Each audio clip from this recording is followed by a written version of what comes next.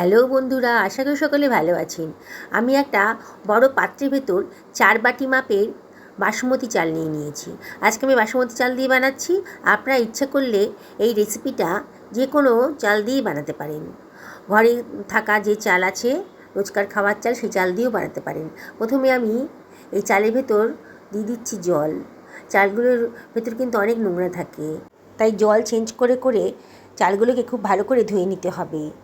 2 থেকে 3 বার জল চেঞ্জ করে আমি পরিষ্কার জল দিয়ে চালটাকে ভিজিয়ে রাখছি মিনিট 10-15-র জন্যে। সরিয়ে রাখলাম। আমি একটা কচি এঁচোড়ের অর্ধেক অংশটা নিয়ে নিয়েছি। ছুরিতে তেল মাখিয়ে আমি এঁচোড়টাকে কেটে নিয়েছি।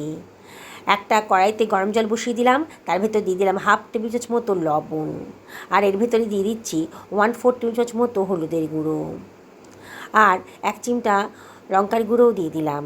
1/2 টেবিল চামচ মতো সাদা তেলও দিয়ে দিলাম। সব কিছু খুব ভালো করে মিশিয়ে নিচ্ছি। এবার এঁচোড়গুলোকে আমি এর ভেতরেই দিয়ে দেব।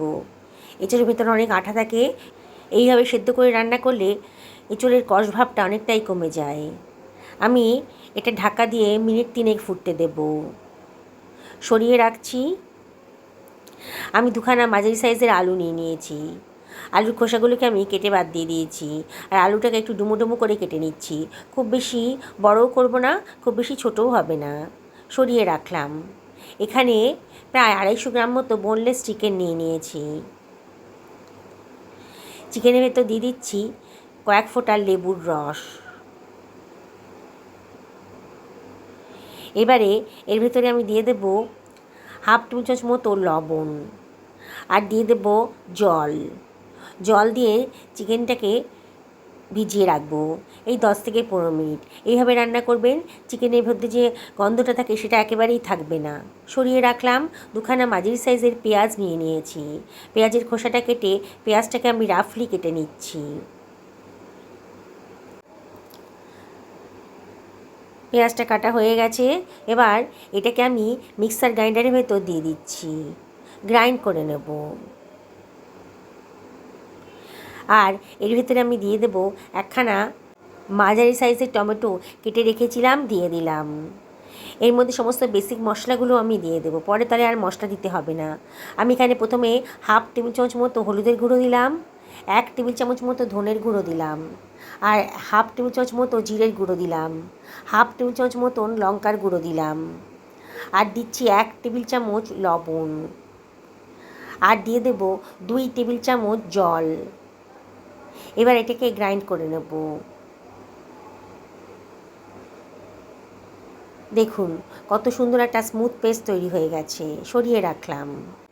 3 মিনিট হাই ফ্লেমে ভাপিয়ে নেওয়ার পর গ্যাসের ফ্লেমটা অফ করে রেখেছিলাম। দেখুন, দেখেই মনে হচ্ছে এঁচোড়টা কিন্তু অনেকটা নরম হয়ে গেছে।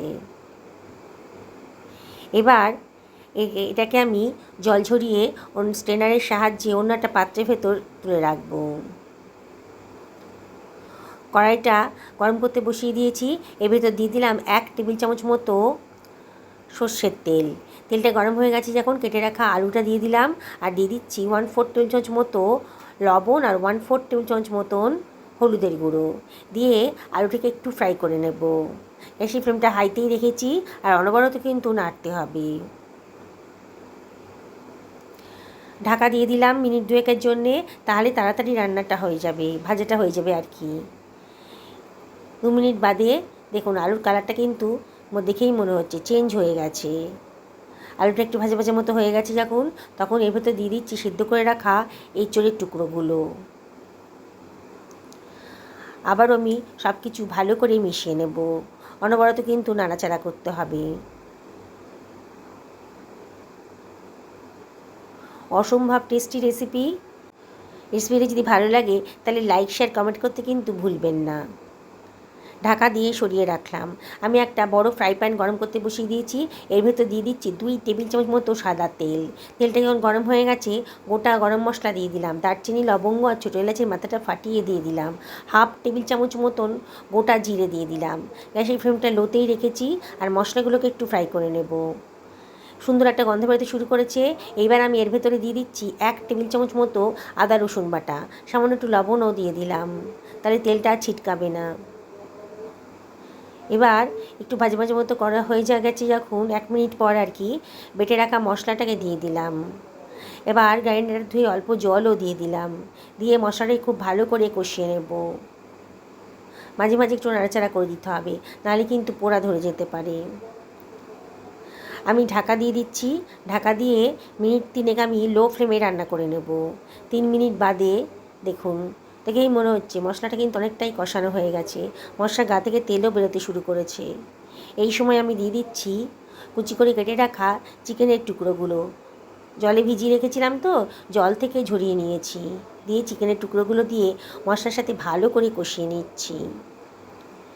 এক পাকে এই রেসিপিটা একবার যদি বানিয়ে খান না, বারে বারে কিন্তু বানিয়ে খেতে ইচ্ছা করবে, এতটাই টেস্টি। এবারে আমি এর ভেতরে দিয়ে দিচ্ছি জল ঝরিয়ে রাখা বাসমতি চালটা। পুরো চালটাই আমি দিয়ে দিলাম। মশলাটা ভালো করে কষিয়ে কিন্তু চালটা দেবেন, তাহলেই কিন্তু রেসিপিটা অসম্ভব টেস্টি হবে। এবার হালকা হাতে সব কিছু ভালো করে মিশিয়ে নিচ্ছি। রেসিপিটা খাওয়ার পর বুঝতে পারবেন যে এর টেস্টটা কতটা সুন্দর, আর বানানোটা যে কতটা সোজা সেটা আপনি রেসিপিটা দেখলে পরেই বুঝতে পারবেন। সব কিছু খুব ভালো করে হালকা হাতে মিশিয়ে নেব। খুব বেশি নাড়াচাড়া করবেন না, তাহলে কিন্তু চালগুলো ভেঙে যেতে পারে, তাহলে কিন্তু দেখতে অতটা ভালো লাগবে না। তাই মাঝে মাঝেই হালকা হাতে একটু নাড়াচাড়া করে দিতে হবে। গ্যাসের ফ্লেমটা মিডিয়াম টু হাইতে রেখেছি। মিনিট 2 এইভাবে ভালো করে ভাজা ভাজা মতো করে নেব। তারপরে ভেজে রাখা এঁচোড় আর আলুটা এর ভেতরে দিয়ে দিচ্ছি, দিয়ে আবারও সব কিছু হালকা হাতে মিশিয়ে নিচ্ছি।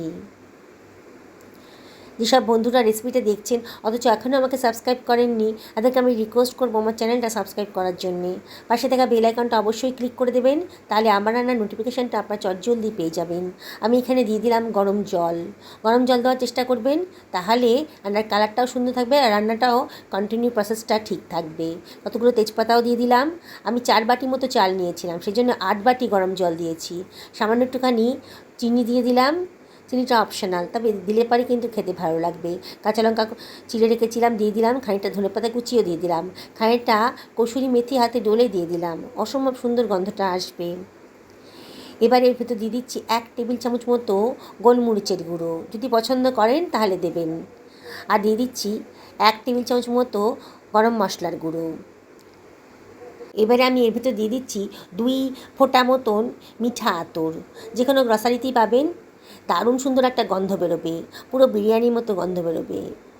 বুঝতেই পারছেন আজকে এঁচোড় চিকেন বিরিয়ানি বাড়িতে বানিয়ে ফেললাম। দেখলেন তো, সামান্য একটু সলিড চিকেন ছিল আর এঁচোড় ছিল, এটা দিয়ে কিন্তু আমি বানিয়ে ফেললাম। এর ভেতর দিয়ে দিচ্ছি 1 টেবিল চামচ মতো গাওয়া ঘি, দারুণ সুন্দর স্বাদ আসবে। বললাম তো, না খেলে বিশ্বাসই করতে পারবেন না যে এত সুন্দর একটা রেসিপি এত সহজেই তৈরি করা যায়। ঢাকা দিয়ে প্রথমে এটাকে আমি মিনিট 5 হাই ফ্লেমে রান্না করে নেব। ঢাকনার ওপর যে হোলটা ছিল সেটা আমি কাগজ দিয়ে সিল করে দিয়েছিলাম। 5 মিনিট বাদে আবারও হালকা হাতে একটু নাড়াচাড়া করে দিচ্ছি। দেখুন, দেখেই মনে হচ্ছে চালটা কিন্তু অনেকটাই সেদ্ধ হয়ে গেছে। এবারে ঢাকা দিয়ে মিনিট 10 লো ফ্লেমে রান্না করে নেব। 10 মিনিট বাদে দেখুন, দেখেই মনে হচ্ছে চালগুলো কিন্তু অনেকটাই লম্বা হয়ে গেছে আর ঝরঝরেও হয়ে গেছে। দেখছেন তো বানানোটা কতটাই সোজা। গ্যাসের ফ্লেমটা অফ করে দিয়েছি। একটা সার্ভিং প্লেটে আমি এটাকে সার্ভ করে দিচ্ছি। বন্ধুরা, একবার না খেলে কিন্তু দারুণ মিস করবেন। এঁচোড় কিন্তু এখন বাজারে প্রচুর পাওয়া যাচ্ছে, আর আমি গ্যারেন্টি দিয়ে বলতে পারি এই রেসিপিটা দেখার পর আপনাদের অবশ্যই বাড়িতে বানিয়ে খেতে ইচ্ছা করবে এই রেসিপিটা। ফেসবুক থেকে যে বন্ধুরা দেখছেন তাদেরকে রিকোয়েস্ট করবো আমার পেজটা ফলো করার জন্যে। দেখুন আলুটা কোন সুসিদ্ধ হয়ে গেছে, এঁচোড়টাও একেবারে সুসিদ্ধ হয়ে গেছে, অসম্ভব টেস্টি। আবারও রিকোয়েস্ট করবো একদিন বাড়িতে বানিয়ে ফেলুন। সুস্থ থাকুন, ভালো থাকুন, নমস্কার।